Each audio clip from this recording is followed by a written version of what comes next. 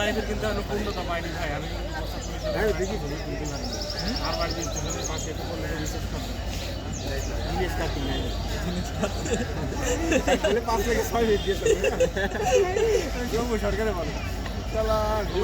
আরে কাম না কই এই যে ইয়ের দিকে কালীগঞ্জের দিকে ঢাকা দিয়ে এদিক সারা বুঝবো ঢাকা দিবে ঢাকা জানি